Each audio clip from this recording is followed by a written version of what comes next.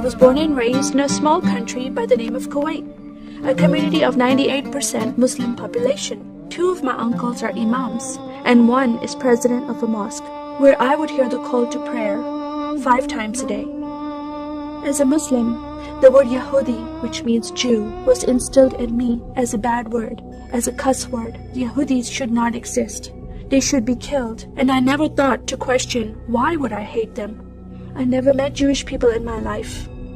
They never did anything to harm my family. I just hated them. Just the word brought hatred in my heart. It's very important to learn the Quran and the Hadith and even memorize it in Arabic.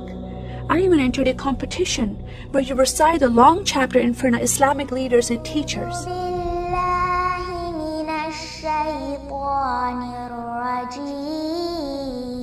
And I came 2nd place. I thought I did a good job. But my father said, no, that's not good enough. Most of my life for me, it was alone, by myself, broken person, in need of love from my family, but I never received it from them. I tried to experience this love from Creator God, from Allah. In my prayer times, I lifted up my hands and I cried out to Allah for help. Please have my father stop beating my mother. Please have my father stop beating me.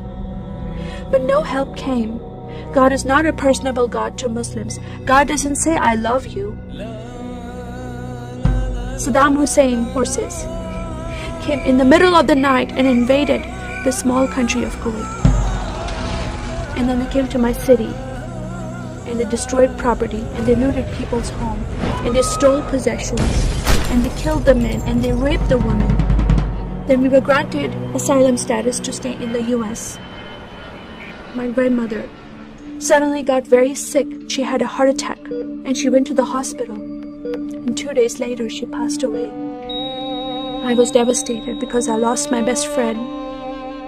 And this lady approached me and asked me if I was okay.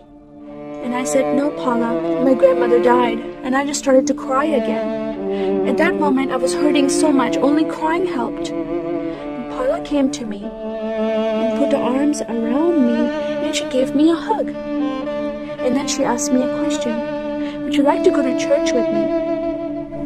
When I walked into this church, I experienced love from these people and acceptance from these people like I've never before. Fellowshipping together.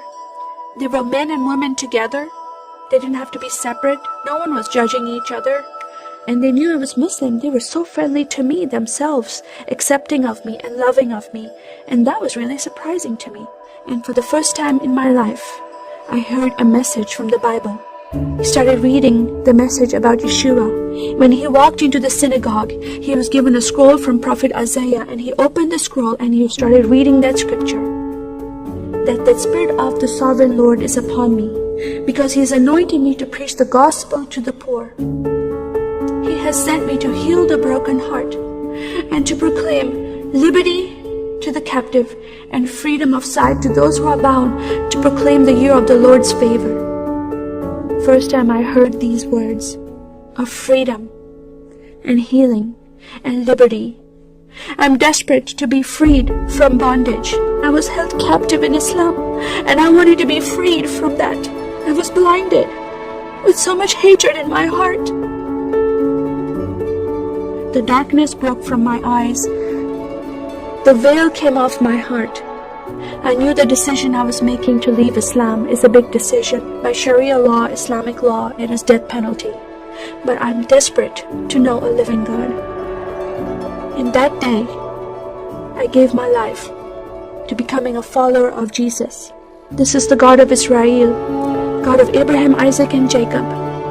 Your God, your Messiah, changed my heart, giving his life for me, so I can have life everlasting. He rescued me. He saved me. He came and brought joy in my life again. And I'm a blessed woman. And I start crying and they start crying. And we are able to relate to each other and they embrace me and they love me and they experience some healing, I believe.